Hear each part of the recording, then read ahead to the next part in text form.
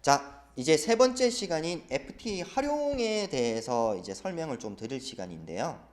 FTA 활용은 아까 제가 처음에도 말씀드렸죠. 어떠한 재화를 수출하기 위해서는 품목 분류가 우선돼야 된다라고 제가 말씀을 드렸습니다. 품목 분류. 그러니까 HS 코드죠. HS 코드가 먼저 필요하고요. 그리고 원산지 증명서를 발행했을 때 관세 실익이 있느냐라는 겁니다. 만약에 제가 수출을 했고 원산지 증명서를 발행했는데 이미 수입 국가에서 실행세율이 0%이면 원산지 증명서를 발행할 실익이 없죠. 그래서 FTA를 하실 때 적용하시려고 했을 때 관세 실익이 있는지 먼저 검토하시는 게 중요하다라고 말씀드릴 수 있습니다. 자, 그러면 하나씩 살펴보도록 할게요. 여기서 제가 해놨죠. 우대세율 적용받기 위해서 해당 FTA 상대국 원산지 결정 기준 충족 여부 사전이 확인이 필요한 게 중요하다. 원산지 결정 기준이라는 게 나왔습니다. 여기서 원산지 결정 기준이라는 건 HS 코드 6단위를 기준으로 세번 변경 기준이 이루어졌는지,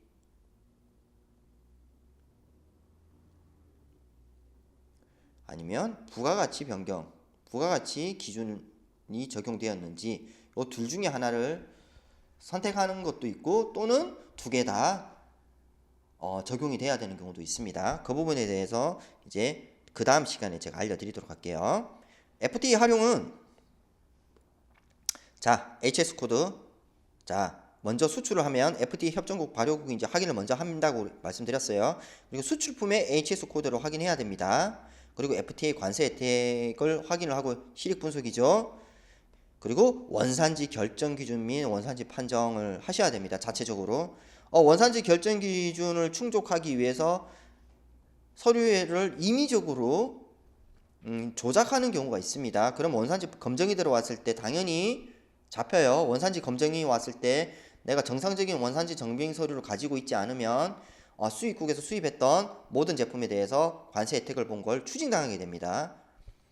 그거 알고 계셔야 될 것 같아요. 그리고 원산지 증명서 및 발급이죠. 그리고 관련 서류를 보관해야 됩니다. 이 부분은 또 조금 이따 제가 설명을 드릴게요. 자, 원산지 증명서 발급 신청 시 필요한 서류가 있어요. 자, 필증이 있어야 되죠. 인보이스, BL 등 무역 서류가 있어야 되고요. 원산지 소명서가 있어야 됩니다. 비오염 제조 공정도, 원산지 확인서, 이건 수출자와 생산자가 다른 경우라고 명시해놨어요. 그리고 구매 정빙 서류 필요합니다. 요것도 제가 다음 시간에 바로 알려드릴게요. 협정에 따라 수출자가 직접적으로 발급할 수도 있고 공신력 있는 기관, 세관이나 상공회에서 발급할 수도 있습니다. 제가 아까 말씀드렸던 것처럼 한EU FTA 같은 경우는 상업 송차, 커머셜 인보이스나 패킹 리스트에 원산지 신고 문안을 작성함으로 해서 정상적인 원산지 증명서에 효력이 있다라고 말씀드렸어요.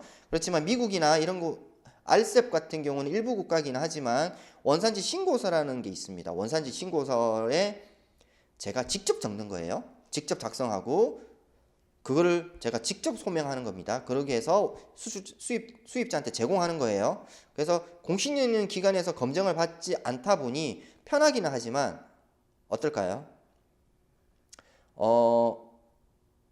임의적으로 조작하는 경우가 있을 수도 있고요. 두 번째는 정확하지 않게 작성을 하다 보니 나중에 관세 추징을 당하는 경우도 많이 있습니다. 그러기 위해서는 주위의 관세사나 원산지 정보원이나 원산지 검정센터 등의 이러한 부분을 제가 제대로 작성된 게 맞는지 확인을 받는 절차가 필요합니다.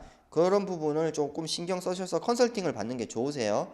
최초에 한번 제대로 세팅을 해놓으면 그 다음부터는 세팅하는 게 힘들지 않습니다. 그런 국가에서 지원하는 사업도 있고요. 아니면 주위의 담당 관세사한테 확인을 해보시는 게 좋습니다. 아까 위에서 말씀드렸던 원산지 결정 기준에 대해서 이제 말씀을 드릴 건데요. 아까 말씀드렸던 게 세번 변경 기준, 부가가치 기준이죠. 외국산 재료를 수입하여 제조한 결과 수입 재료와 다른 HS 코드의 물품이 생산되면 이 말이 좀 어렵더라고요. 외국산 재료를 사용하여 수입하여 제조한 결과, 그러니까 A라는 물품을 만들기 위해서 B, C, D라는 원재료 이게 제조한 물품이죠. 생산 다른 HS 코드죠. 얘의 HS 코드와 다른 HS 코드의 물품이 생산되면 한국산으로 인정한다. 이거는 이제 2단위가 있고 4단위 있고 6단위가 있는데, 가령 예를 들어서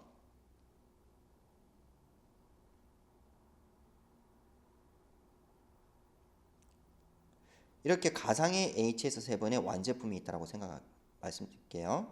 그러면 2단위라는 건 이 앞에 1, 2, 2단위를 말씀드리는 거고요. 4단위는 뒤에 1, 2를 말씀드리는 거고, 6단위는 뒤에 1, 2. 제가 말씀드렸죠. 공통 3번은 요렇고 우리나라의 HSK 기준은 10단위를 사용한다고. 2단위는 앞에 거 2자리가 다르면 되는 거고, 4단위는 뒤에 거 2자리 다르면 되는 거고, 6단위는 이 6번째 2자리가 다르면 되는 겁니다. 그러니까 원재료의 3번과 완제품의 3번이 어떤 기준에 해당하냐, 이건 원산지 결정 기준을 보면 확인할 수 있다라고 제가 말씀을 드렸어요. 부가가치 기준이라는 건 어떤 특정 물품이 어느 정도의 부가가치를 이루어졌냐, 이 부분에 대해서 설명을 드려야 되는데, 이것도 조금 있다가 원산지 소명서나 원산지 확인서 자료를 보면서 제가 설명을 따로 드리도록 하겠습니다. 자, 이거는 이제 도표화해서 제가 아까 설명을 드린 건데요.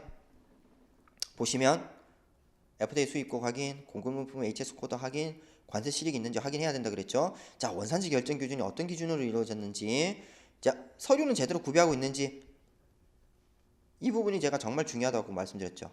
이 부분은 반드시 체크하셔야 됩니다. 자, 이제 원산지 판정을 했어요. 자체적으로 했든 기관에서 했든 소속 관세사를 통해서 했든 뭐 어떤 정부 사업 지원을 받아서 했든, 자, 원산지 판정을 했습니다. 이제 이걸 가지고 제가 직접 수출을 한다. 그러면 원산지 증명서를 발급을 해야 됩니다. 이거는 기간 발급, 자료 발급이 있다 그랬어요. 근데 내가 직접 수출을 하지 않고 간접 수출자예요. 아까 우리 구매 확인서에서도 간접 수출이라는 게 있었죠.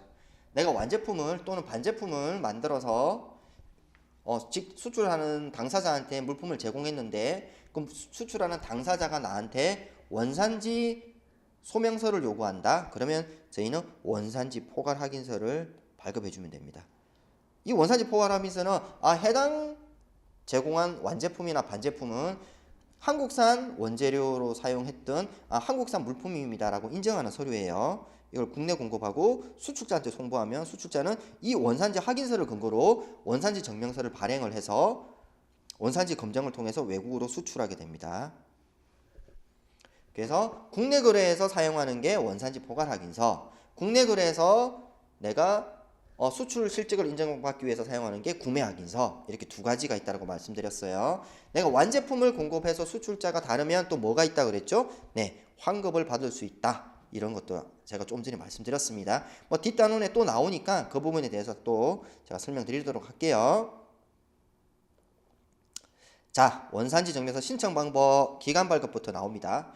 자, 수입국 HS 코드를 확인해야 되는데, 동일한 물품인데도 불구하고 수입국에 적용되는 HS 코드 6자리와 수출국에서 적용되는 HS 코드 6자리가 다를 수가 있습니다. 그래서 미리 수입국 HS 코드 6자리를 확인해서 해당 HS 코드로 원산지 증명서를 발행해야 된다라고 얘기했는데, 이거를 제가 임의적으로 이렇게 발행을 하는 것이 아니라 수입국에 수입신고 필증이 있을 수 있죠. 제가 분명히 우리나라에서 이 물품은 HS 코드가 1234인데 123460인데 수입국의 HS 코드가 뭐 1285 60일 수도 있습니다. 그죠? 근데 원산지 결정 기준이 CTH 4단위 변경 기준이라고 했을 때 안 맞죠? 네. 이게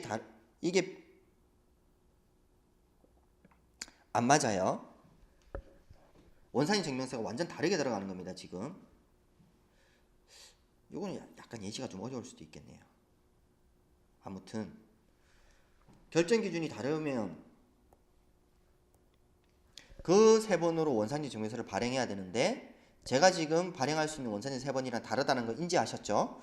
그러다 보니 그 수입국에서 수입 신고 필증에 증명된 세 번을 기준으로 원산지 증명서를 발행해 주려고 해주십사라고 요청할 수가 있습니다. 그거를 제가 설명드리기 위해서 이 부분이 있다라는 거 말씀을 드린 거고요. 보통 그런 물품은 딱 정해져 있어요. 근데 대부분은 그러지 않습니다. 대부분은 세계 6단위는 공통이기 때문에 다르지가 않습니다. 근데 왜 이런 편차가 생기냐면 품목 분류 해석의 차이가 있어서 그렇습니다. 저는 이 품목을 이렇게 보는데 그 국가에서는 이 품목을 이렇게 바라보는 거예요. 그러다 보니 분류해야 되는 세번 물품이 다른 겁니다. 제가 원하는 세번과 수입국에서 원하는 세번이 다른 거죠. 그런 물품은 매년 새롭게 생겨나고 있습니다. 예전 같은 경우에 이제 우리 워치, 시계로 볼 거냐, 이거 휴대장비로 볼 거냐, 그런 것도 있었고요. 뭐 이거를 태블릿 처음 나왔을 때도 마찬가지죠. 이거를 컴퓨터로 볼 거냐, 아니면 다른 기계 장치로 볼 거냐, 뭐 그런 논란이 있을 수도 있었습니다. 그러니까 새롭게 생기는 물품들은 많은데 그 품목 해석이 상이하다 보니 그런 부분이 생긴다라는 거 인지하시면 좋을 것 같아요. 자, HS 코드 확인이나 원산지 결정 기준 확인은 이 사이트에 들어가시면 확인할 수 있습니다. 이 사이트를 통해서 제가 지금 수출하는 물품이 수입국의 원산지 결정 기준이 어떤지 확인을 하셔야 됩니다. 자, 원산지 근거 서류를 작성해야 되는데 제가 이제 말씀드렸죠. BOM이 뭐죠? 자재 명세서입니다. 이 물품을 생산하는데 어떠한 자료가 사용되었고 어떠한 품목 HS 코드를 가지고 있고 누구한테 구매했다, 이거를 증명할 수 있는 서류는 무엇이 있다 라는 게 나와 있는 게 BOM입니다. 제조공정도는 이 물품을 생산하면서 내가 어떠한 생산을, 가령 예를 들어서 제가 뭐 어떤 이런 커피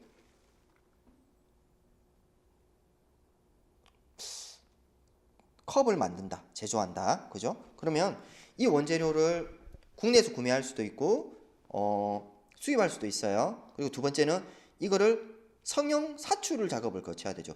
이게 진공 성형 작업을 통해 가지고 이렇게 물품을 만드는 거거든요. 그럼 사출 성형 작업도 해야 되고, 만약에 내가 여기 뭐 뭘 먹어서 맛있네라는 인쇄를 종이가 아닌 이 컵에다 하고 싶어요. 그러면 염료를 통해서 인쇄도 해야 되죠.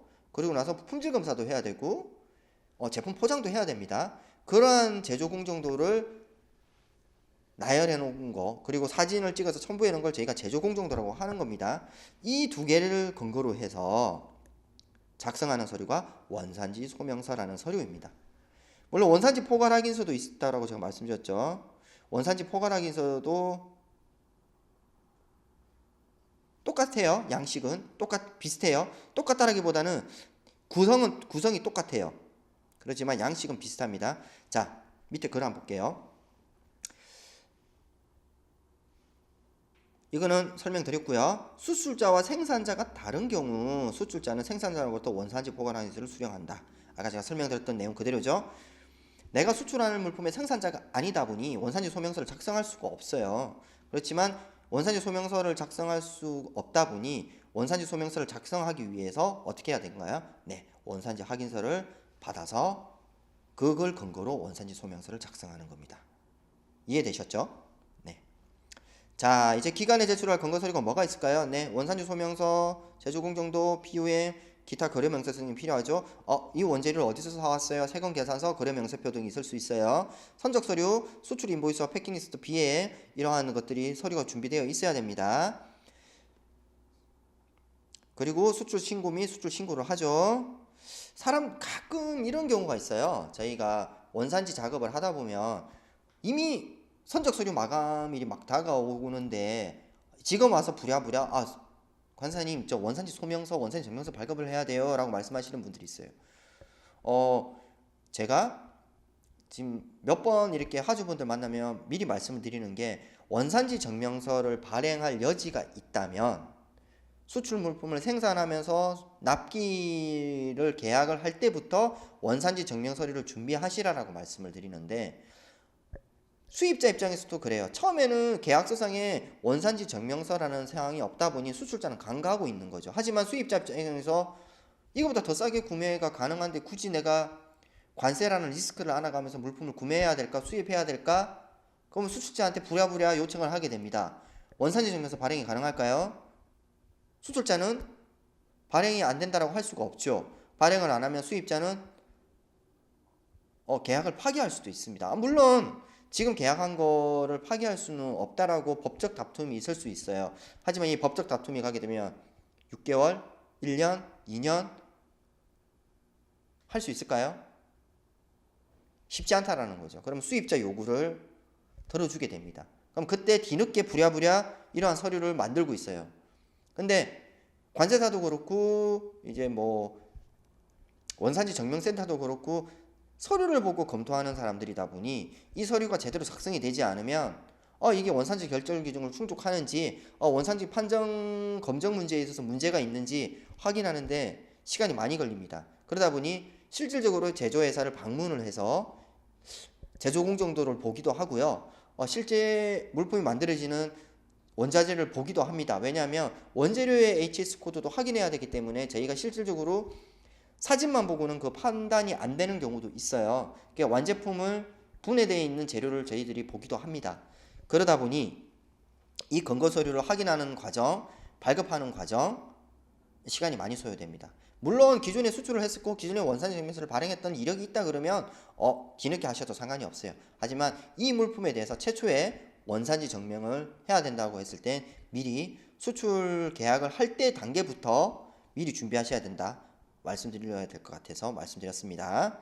자, 원산지 증명서 발행하는 건 세관이나 상공회의소라 그랬죠.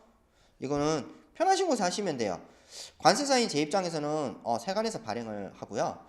상공회의소를 이용하는 경우는 이제 하주분들이 직접 발행하실 때 상공회의소를 많이 이용하십니다. 발행은 보통 신청을 하면 3일 이내에 발행이 되는 게 원칙인데요. 보통 이제 정정할 게 있거나 뭐 보안상이 있을 경우에는 좀 딜레이 되기도 합니다. 근데 저희가 실무적으로 보면 제가 만약에 오늘 오전에 신청을 했다. 근데 검토할 게 없어요. 그러면 오후에는 발행이 되고요. 뭐 오후에 신청했다? 그 다음날 발행이 되는 경우도 있고요. 뭐 담당자가 자리를 비웠거나 담당자가 출장을 간 경우에는 2일 만에 발행된 경우도 있어요. 이거는 이제 법적으로는 3일 이내이지만 원산지 발행 단계를 보면 보통 하루 정도 길면 이틀 정도에 발행이 되었다. 물론 이게 보안상이 없을 경우에 말씀을 드리는 겁니다. 자, 원산지 증명서 발급 절차 아까 말씀드렸죠. 요거는 다시 한번 확인을 하시면 됩니다. 이것도 충분히 말씀드렸죠. 원산지 확인서는 누가 발행한다고 그랬을까요? 네, 직접 수출하지 않고 수출자에게 내가 완제품을 공급하거나 반제품을 공급하는 당사자가 완제품을 생산해서 수출하는 당사자 또는 그 완제품을 가지고 바로 수출하는 당사자한테 그 서류를 발급한다라고 그랬어요. 원산지 확인서를. 그리고 완제품을 생산자나 또 완제품을 받아서 공급받은 당사자가 수출을 할 때 원산지 소명서의 근거 자료를 쓰기 위해서 원산지 확인서가 필요하다라고 말씀을 드렸습니다. 자, 관세 환급 가기 전에요. 아까 제가 말씀드렸던 BUM이란 제조 공정도 저희 한번 보도록 할게요. 자, 밀폐 용기 플라스틱으로 만든 재료예요. 자, 품명은 플라스틱 밀폐 용기고요.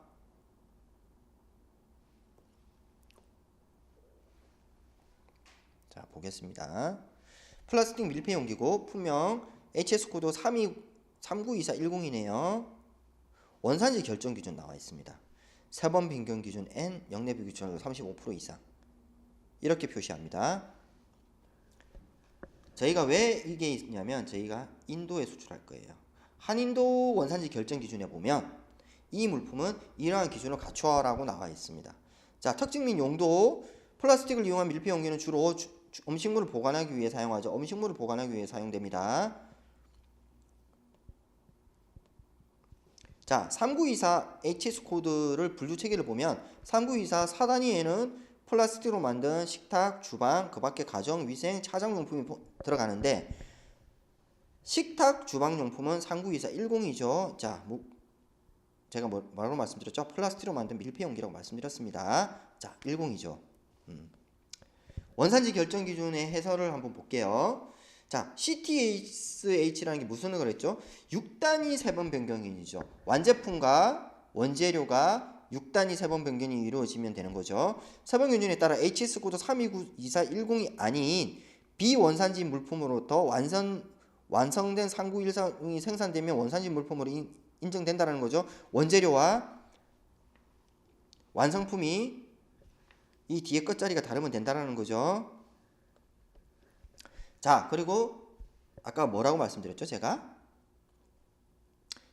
영내 부가가치 비율이 35% 이상이어야 된다고 했어요. 영내 부가가치 비율이라는 건 직접법이 있고 공제법이 있는데 제가 오늘 설명드릴 건 공제법입니다. 공제법에 따라 계산한 영내부가가치 부생 비율이 35% 이상인 경우 원산지 물품으로 인정된다. 자, 이거 한번 볼게요. 완제품이죠. 완제품.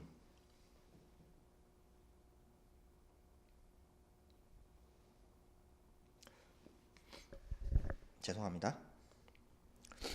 완제품은 플라스틱 밀폐 용기고 HS 코드가 39410이고 EXW 가격이 1000원인데 FOB 가격이 1020원이고 중량이 10kg이에요. 자, 여기서 하나 짚고 넘어가야 될 게 있어요.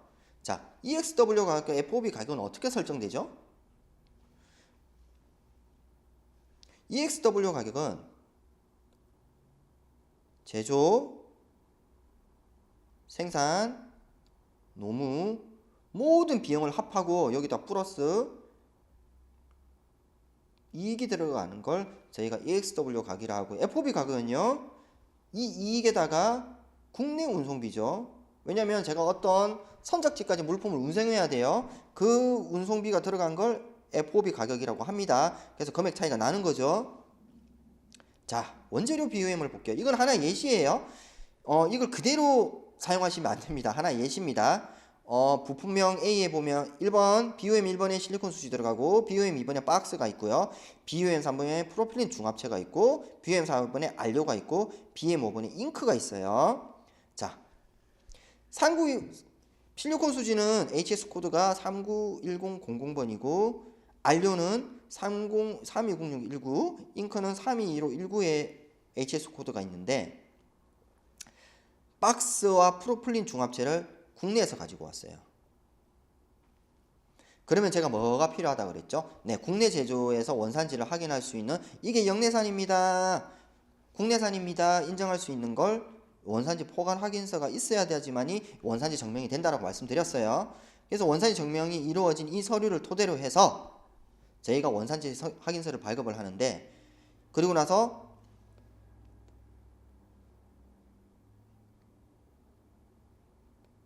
발행을 합니다. 자, 그리고 제조 공정도 나와 있어요. 제조 공정도. 자, 원재료 입고 있죠? 사출기 투입, 사출 성형, 조립, 검사, 포장. 여기에 사진이 들어가는 게 좋아요. 이렇게 사진이 들어가시는 게 좋아요. 이렇게. 그죠? 자, 이거를 기준으로 이제 제가 부가가치 비율을 계산해 볼게요. 자, FOB 가격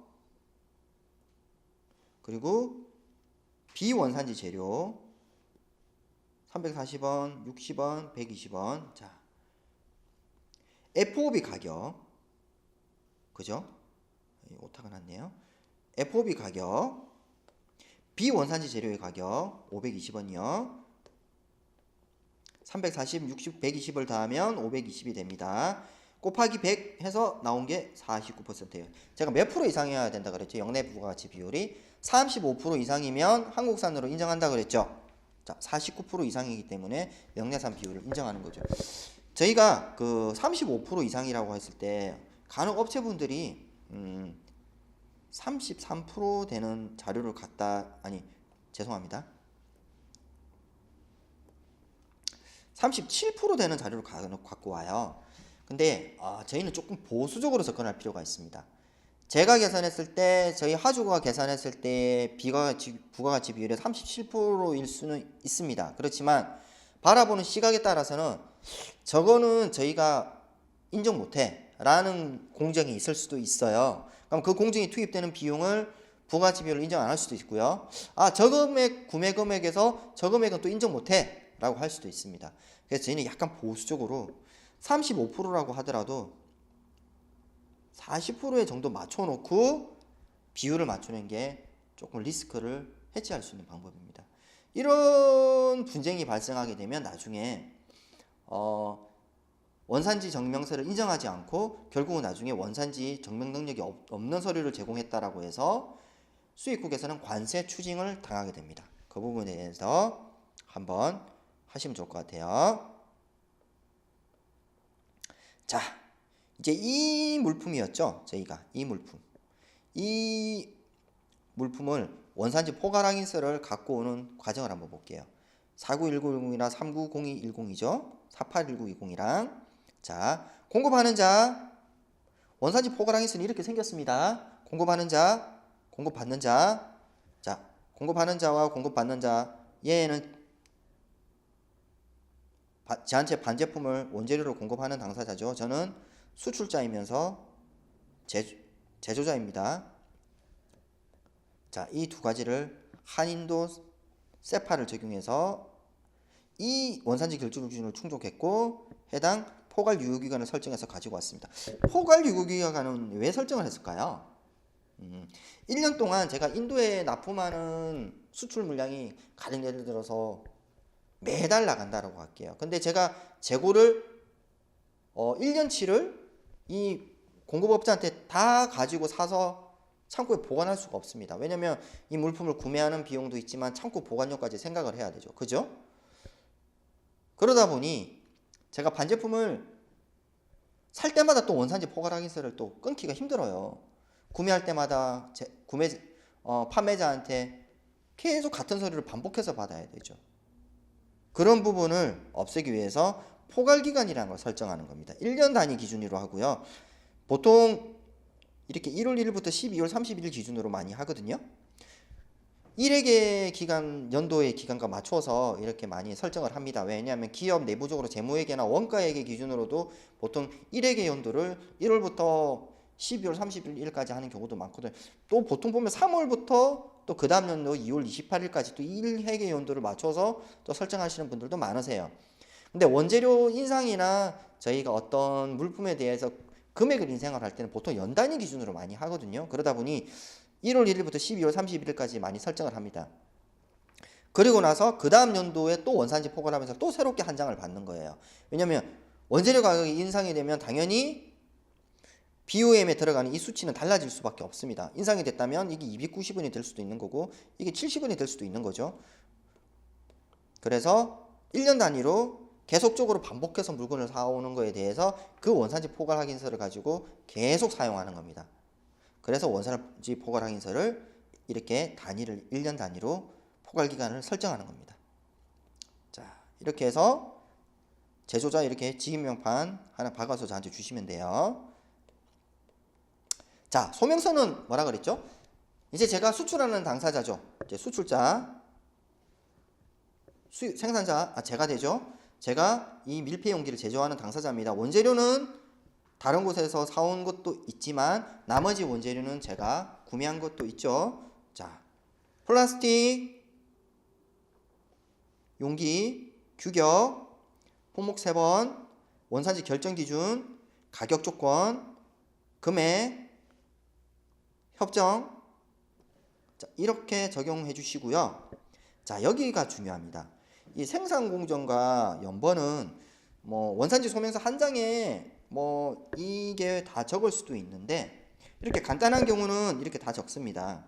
그렇지만 제가 이걸 만약에 줄이 길어요. 가령 예를 들어서 한 30줄씩 되고 20줄씩 됩니다. 그러면 이렇게 별첨이라는 용어를 사용해서 별도로 제출하는데 제가 실무적으로는 다 별첨해서 받습니다. 물론 이게 많든 적든 다 별첨해서 받고 있고요.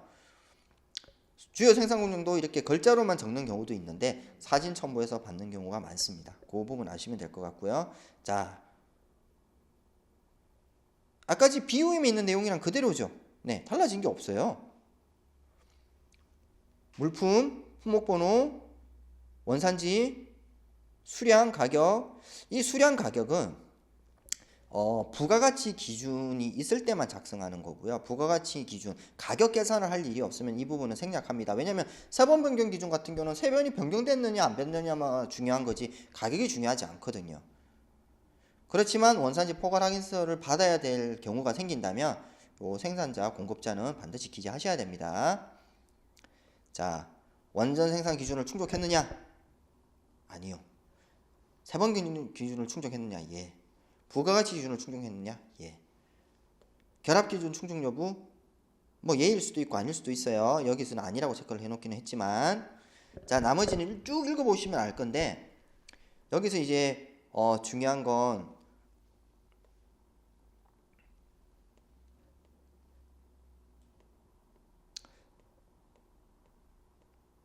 이 자료입니다. 네. 자, 아까 전에 제가 BOM을 작성하기 위해서는 BOM 자재 명세서를 작성하기 위해서 이제 특정한 문안을 작성해야 된다고 말씀을 드렸고요. 제조 공정도를 작성하기 위해서 제조 공정도 순서에 따라서 사진도 첨부하는 게 좋다고 제가 말씀을 드렸어요. 그런데 별첨 자료를 첨부할 경우에 저희가 이제 하는 경우에 이제 이렇게 양식을 많이 씁니다. 물론 뭐 법정 양식이 정해져 있는 건 아니에요. 뭐 편하신 대로 쓰시면 되는데 그래도 그 물품을 설명할 수 있을 정도의 양식은 되어야 됩니다. 자, 이거는 세번 변경 기준에 쓰는 양식이에요. 이건 제 임의적으로 만든 거니까 이렇게 이해하시면 됩니다. 품명, 규격 모델, HS 코드, 원산지. 자, 이 소요량, 단가, 가격, 원, 제조자는 이제 빠졌죠. 예. 중요하지 않거든요. 물론 제조자는 넣어도 되는데 보통 구매처를 넣고요. 입증 서류 뭘 넣을까요? 세금 계산서나 구매 확인서 넣죠. 뭐 세금 계산서, 구매 확인서. 세금 계산서와 구매 확인서를 받을 때는 예를 들어서 제가 이 업체에서 물품을 한 100가지를 받아요. 아니면 10가지를 받아요. 그러면 그 물품의 전체 가격이 100만 원이라고 해서 A 제품 100만 원 이렇게 구매 확인서를 받아오시면 안 됩니다. 그 100가지 제품이 단가가 얼마인데 총 몇 개를 구매해서 총 금액이 얼마다 이게 명시가 되어 있어야지 나중에 저희가 만약에 부가가치 비준을 계산한다 그러면 이 소요량은 한 단위 생산할 때 들어가는 소요량을 계산하는 거기 때문에 그 단가가 꼼꼼하게 작성되어 있어야 돼요. 그 부분에 대해서 한 번 더 체크를 좀 해주셨으면 좋겠어요. 자, 이게 부가가치 기준이죠. 자, 여기는 보면 이제 다 작성되어 있어야 됩니다. 이 부분이 다 작성되어 있어야 돼요. 여기가. 그래서 이 물품 한 단위를 생산하는데 플라스틱 용기, 주방 용기를 한 단위 생산하는데 들어가는 소요량, 단위, 가격, 제조자, 구매처, 입증서류, 뭐 구매일자, 연락처 등 이런 게 기입되겠죠. 입증서류 아까 제가 말씀드렸습니다. 전체 가격을 토탈낸 세금 계산서나 구매 확인서를 받게 되면 계산을 할 수가 없습니다. 그러니까 그거를 정확하게 나누어서 주셔야 돼요. 그리고 이 품명 규격 모델은 해당 그 판매처에서 제공하는 규격 모델이 있을 거예요. 그거 그대로 적고 그대로 적혀 있는 구매 확인서에 확인이 돼야 됩니다. 이 상이하면 안 돼요. 그 부분에 대해서 체크 한번 해주시면 되고요. 자, 직접 재료비죠 이제. 소명서에도 아까 이런 부분이 있었어요. 보시면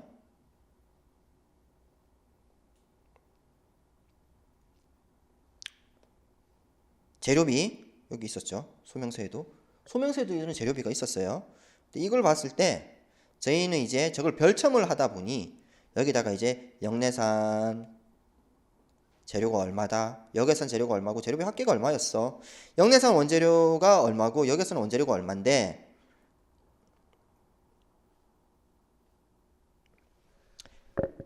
이윤을 붙여서 내온 게 EXW고 국내 오순비가 포함된 게 FOB 가격이라고 말씀을 드렸어요. 공제법으로 계산할 때 이걸 사용한다고 말씀드렸습니다. 그래서 여기서 영내산 부가가치 비율이 35% 이상이어야 된다 그랬죠. 그래서 여기 RVC가 몇 프로더라 하고 나서 직인명판 찍으시고 관세사나 또는 뭐 완제품을 만들어서 수출하는 당사자한테 제공하시면 되는 겁니다. 자, 제조 공정도 여기 있죠? 제조 공정도. 자, 원재료 투입을 하죠. 순서대로 적고 사진을 넣는 거죠. 그리고 나서 공정 설명